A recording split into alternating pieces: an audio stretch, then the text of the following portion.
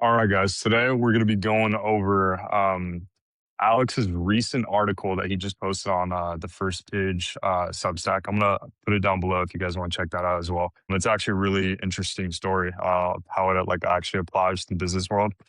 But we're going to go a little bit more in depth about how the Knicks win, or I guess the Knicks actual, what would you call it, Yeah. organization Yeah. itself, how that actually applies to founders and startups right now. And then so how do you know when you're in a drought versus just in a normal slow period? Like, what signals should founders look for to tell the difference? Yeah, that's a good question. I think it comes down to progress, truthfully. I think well, it's interesting with the Knicks story. So, as many people know, they had a 53-year drought. And when they're referring to drought, they're talking about championships, right? So they hadn't won a Hmm. championship to like, I think 19, what was that, 70, I don't know, my math is off right now, 73 or something. But it's really interesting because sure, you can have up years. You can have years where you hit the playoffs for a little bit. You have great stints with certain players and the organization's hot. And that's how sports is you're kind of this up and down a lot of the time. But ultimately what all fans, stakeholders in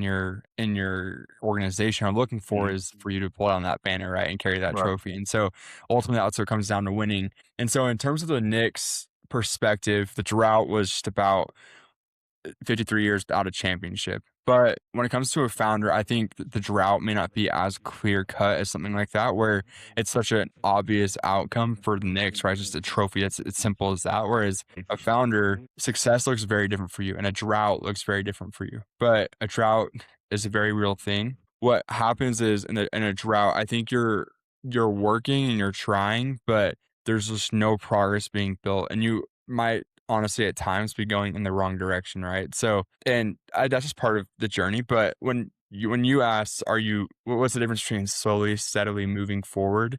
The difference is it's like you're moving in the right direction, right? There's progress being built. So it's like maybe this next week I did these two things better than the week before, or I accomplished these two tasks more in the week before, or my MRR is up 2% from the month before, right? Like there's some sort of level of progress, even if it's slow, even if it's steady. That's what being out of the drought looks like. Being in the drought is your numbers, your outcomes, whatever your measures of success are kind of all over the place, and they're not being consistently upward, Yeah. if that Okay. makes Yeah. No, no, that does. That I definitely learned something new right there too. So sense. still thanks to it. So I know the Knicks, they ended up hiring someone with zero experience, like front office experience, all that, but they had some deep relationship capital behind them. So how should founders think about prioritizing domain expertise of like what they're like originally from and started with versus anything regarding like network and relationship skills when making like key hires? Like how should they think about both? Yeah, that's a good question. But in the case of the Knicks, again, so what happened with their story is really cool. So they were in this drought for a long time. They had hired and fired different coaches, and just they had drafted different players, but just never nothing seemed to work out. And the Knicks are interesting because they have such a key advantage with their market, right? They're in New York City, the biggest city in the country. They have millions of fans across the country. They have all these celebrities backing it. It's just like it's a type of space and market where they should be competitive every single year. They have advantages that smaller market teams don't have. So like the Suns or the Jazz or just you name it, right? There's a lot of these smaller market teams that don't get to have that type of capital in different ways. And so Hmm. for the Knicks, the question was like, okay, what are we doing wrong, right? If we have all these advantages, like what's wrong? And what they found was that they were not bringing in the right talent. Like simple as that. Like they had kind of had some bad drafts. They had bad trades. It just didn't seem like the right players wanted to play for them. They couldn't put the right players together,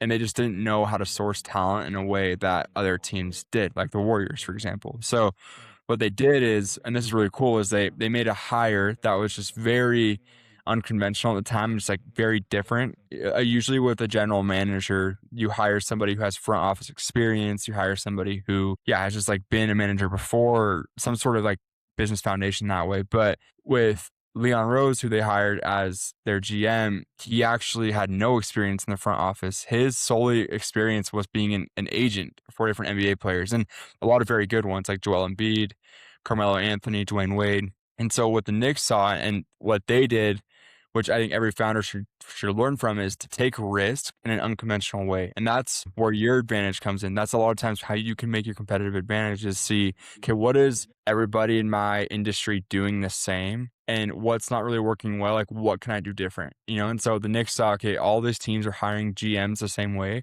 We're going to hire a GM with no experience who just knows how to source talent, who knows how to bring in the right people. So they took that risk, and boom, this guy brought in some of the best players for the organization, the right players, like Jalen Brunson.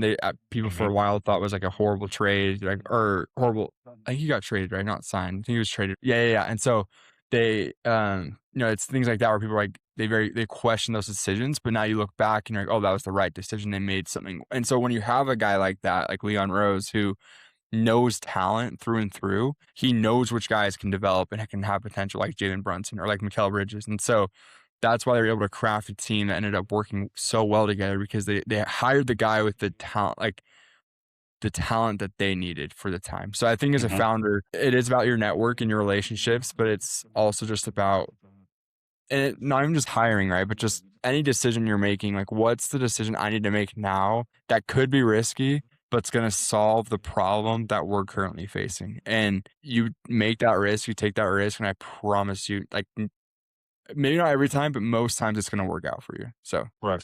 Right. So I'm pretty sure you remember me like talking about the difference between like the generalists and the specialists, right? The generalists, when yeah, you're like early on, you get a hire someone who could fill many different roles, and then as you scale, you get the specialist for those individual roles. I was listening to a podcast for Open Residency with Don Yabicon, who owns this capital firm where he invests in many different businesses and helps them scale. And he talks about the same thing where it's like once you get to that point, you get you go from hiring the hungry who just want to help your business scale to something where it's more in the skilled position. So in regard to that, so when do you think is the right move to hire the more unorthodox hire versus when when is experience a little bit like safer and more of like a yeah. smarter bet? Yeah, I'll give you a good example. Are you ready for this? Okay, Uh, sounds good. Michigan Wolverines football team this last year, they hired our Okay, boy yeah, Kyle Whittingham, yeah, right?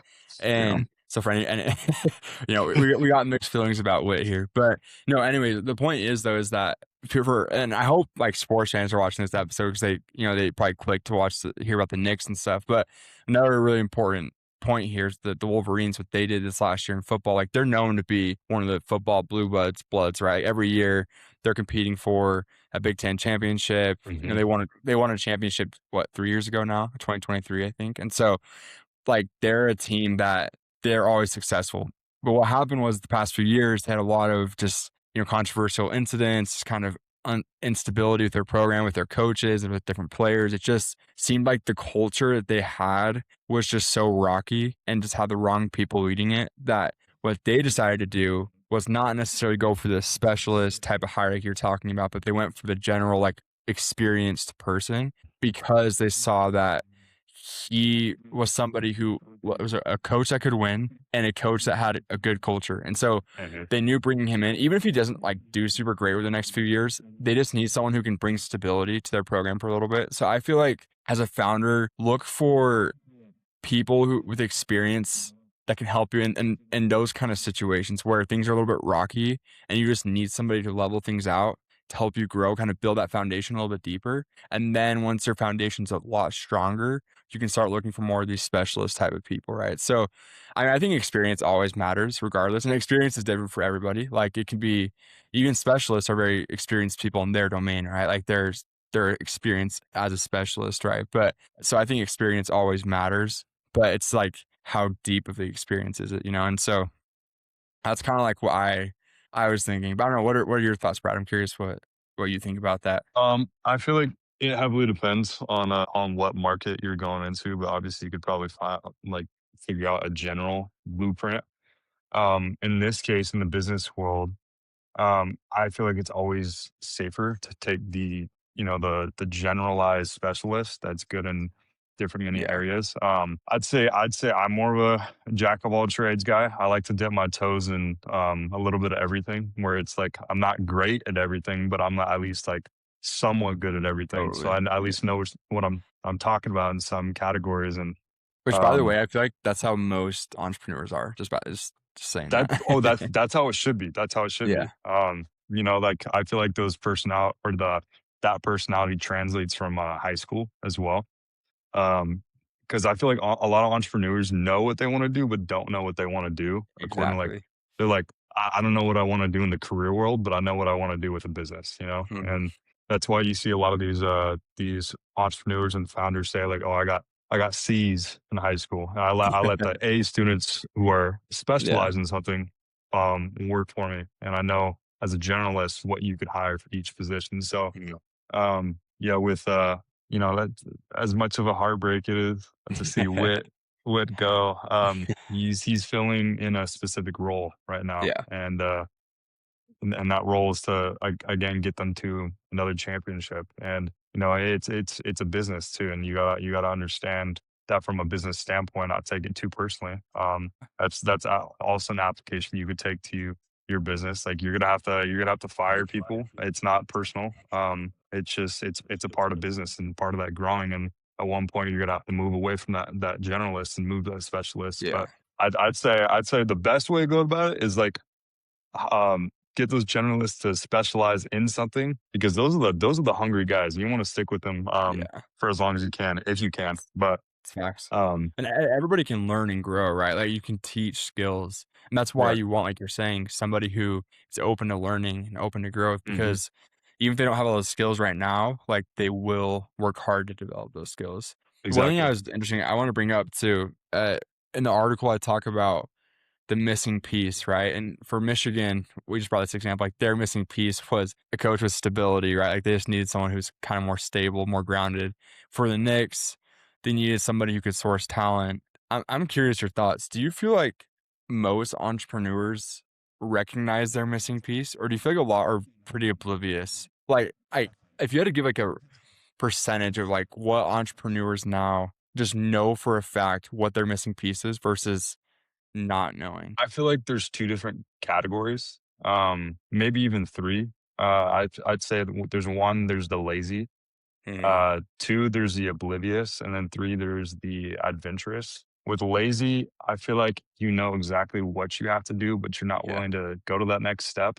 yeah, So ultimately, the startup ends up failing. And then you have the oblivious, where you know you have all the puzzle pieces, but you don't realize that you have one more piece and the piece is literally right in front of you and you're trying to figure out where it goes. And you know that also comes down to I feel like lack of experience yeah, and not knowing where to go. And I feel like that also translates to solo founders a lot. That's why having a co-founder that has a different set of eyes to look at what you're also looking at and to analyze maybe something different than from what you interpreted. And then you have the adventurous, where I feel like you really need to sit down and you know these guys don't really map out what their next move is. I'd say they kind of just figure it out as they go. They just test, fail until something lands. I feel like that's the best way to go about it, in my opinion. I mean, obviously, you can't really decide what route you go. You go whatever route you're, I guess, destined to be on. But yeah, I feel like multiple iterations is the way to go about things. yeah, that's a good point. Do you feel like we're in the adventures category? Would you say that? I'd say so. I'd say it's we're I like to say we're in like a I'll give you an example. It's like we're in a Yeah. dark room and we're trying to find the switch to turn on the light. Mhm. So we're walking and finding like the actual corners of the room and mapping it out in our mind.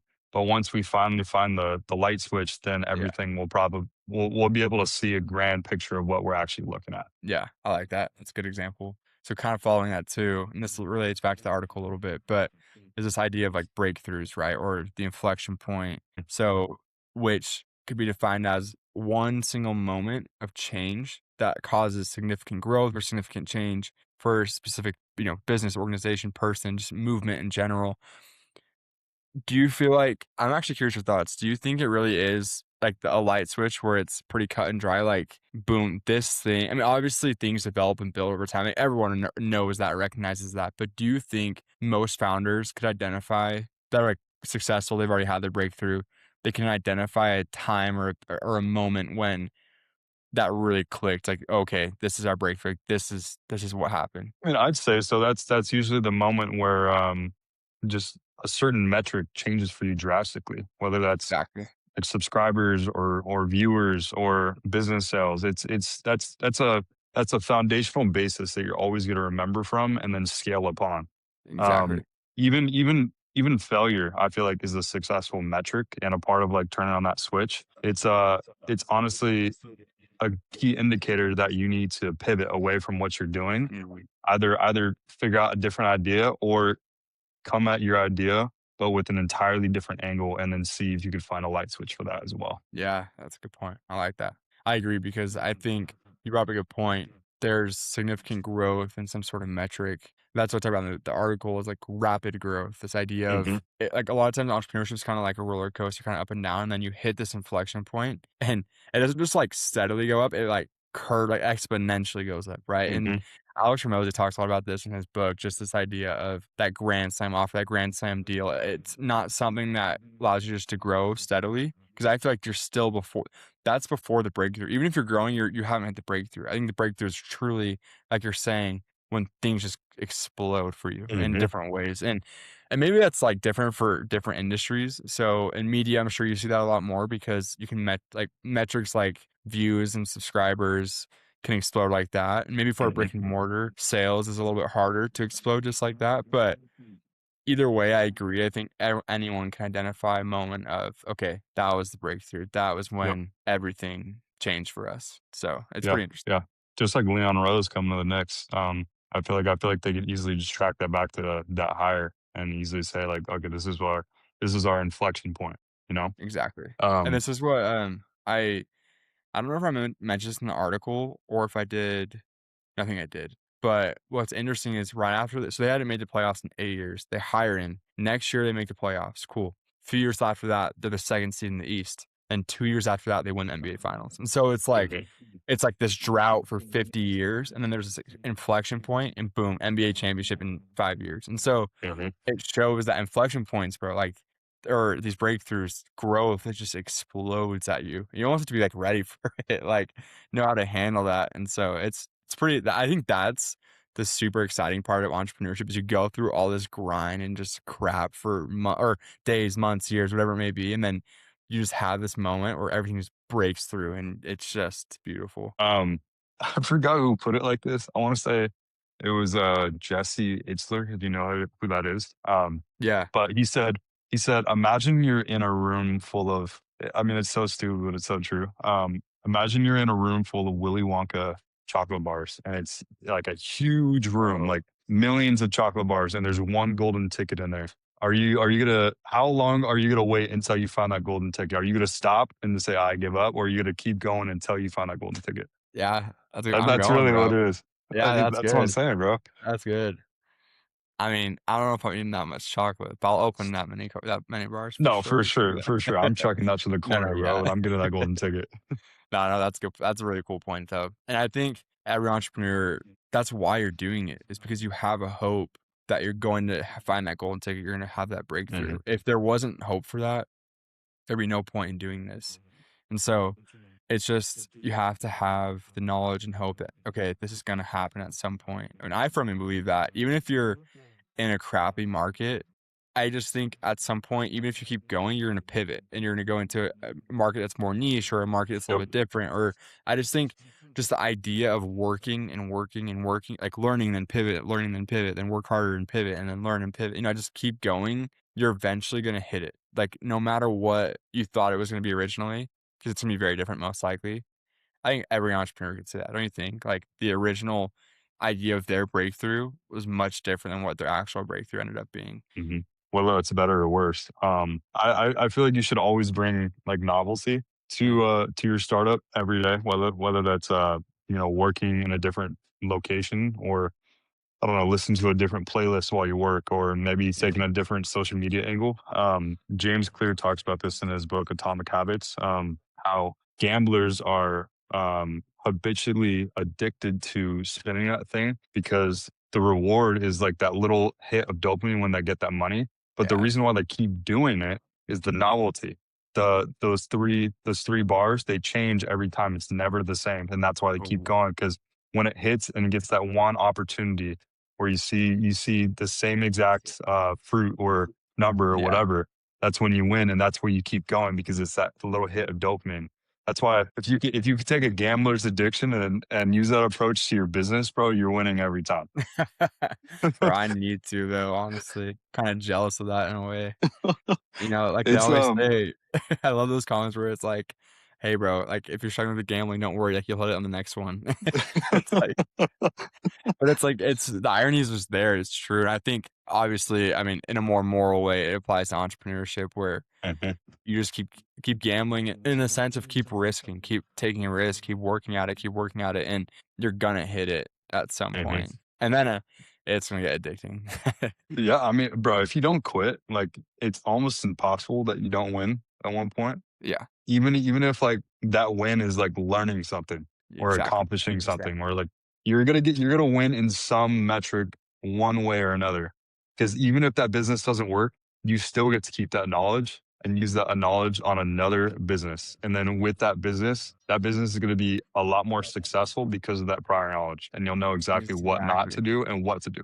Yeah, and that's why I love that we ourselves are so young doing this, and we target younger founders. Again, if you're Mhm, older watching this, your time is not up at all. Like, there's always an opportunity to score big. But what's really cool about young entrepreneurs, and I think a lot of kids, they think it's just, "Okay, go to school, get my degree, go work for 30 years," and they look back mhm, like, "Oh, I should have maybe tried something else," you know? And not saying that path is bad, but what's cool about entrepreneurship is, like you're saying, Brad, like, if you just work, you're going to win eventually, and whether that's 3 years from now, 5 years from now, or 10 years from now, let's say even for our sake, first pitch finally had its breakthrough 10 years from now. Cool, I'm 24 right now, I'd be 34, I'm still younger than 80% of people on the earth, you know? And so it's like, I just think just start now, like, why not? Like, and I guarantee it will not take 10 years for you to hit a breakthrough. It'll probably be much less for a lot of you. It'll probably be honestly less than a year for a lot of you. And so mhm. just take the risk because cool. Even if a year sucks and it's hard, you hit your breakthrough. Now like, you could be paid for life, or you could at least have this, like you said, this knowledge you've learned of new skills you've learned over the past year or two. So I just think it's so worth it to take the risk and just go all in as young as you can be. Completely, completely. I'd say before we end off, I have one more question for you. I feel like this is one question that maybe the founders are kind of listening to this podcast and maybe wondering at the same Yeah. time. But so I know Leon Rose, he had to build trust with some of these top talents over the years. So how can a startup with limited resources and brand recognition compete for talent the same way? Ooh, It's a little bit of a deeper question. So that's a take good your point. time. I think, and it's something I'm trying to implement right now, but it always come from the perspective that you want to help other people with nothing in Oh, return. So if there's somebody you want to connect with, whether they're some big professional in your industry, or maybe there's a peer, they're about your age, also a founder, or they're a specialist you're trying to hire, whatever it is, always approach people with the mindset of, "Hey, how can I help you?" Expecting nothing in return. What can I do to mhm, serve you?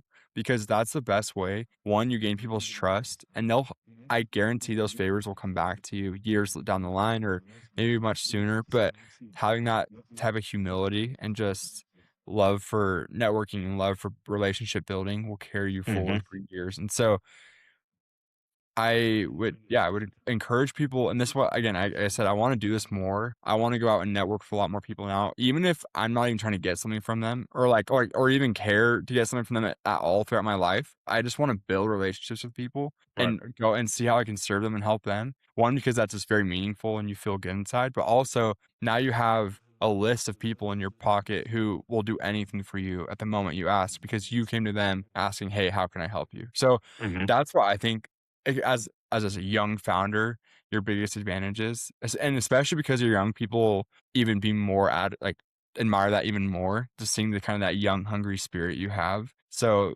that's what I would say. I don't know. What would you say though, Brad? I'm curious. no, piggybacking off of that, no, definitely not expecting something from Yeah. someone. I'd say again, like Hormozy's model and uh, pretty much a lot of these other huge successful founders is even if you have to work for free for some guy just to attain some knowledge that'll help you in the long run, that is what you should be doing. Like Yes. you should repress that need for dopamine and satisfaction and rather have gratitude for the current moment and Mhm. know that your moment will eventually come, but you need to help someone else with what they're doing so you can gain that knowledge and then go from there. Like again, like Hormozy, he was working in a gym for a little bit. He just graduated from I think it's the University of Purdue, Yeah, it is. and ended up working at a gym as a I want to say as like a janitor, and then ended up to like a bigger position in the gym, and then going around to other gyms and helping them with their offer, and then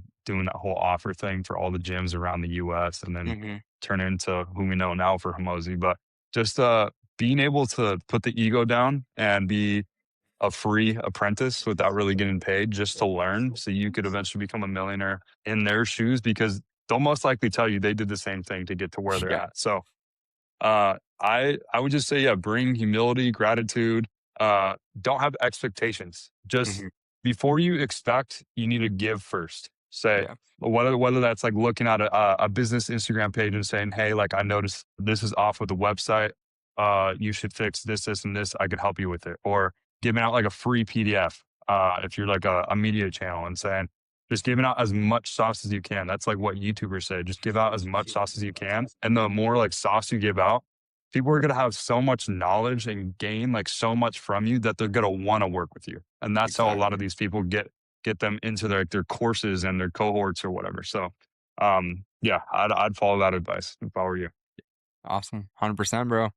That's good stuff. That's our founder tips for today. We want to leave with you all. So take it as you will, go out and take a lot of risk, make relationships with people, go out and serve and just look forward to learning, identify what your missing piece is. Take all these tips we've given you and I promise you it's a recipe for success. So take it through and we're excited to see where y'all go. Yes, sir. That's the pod.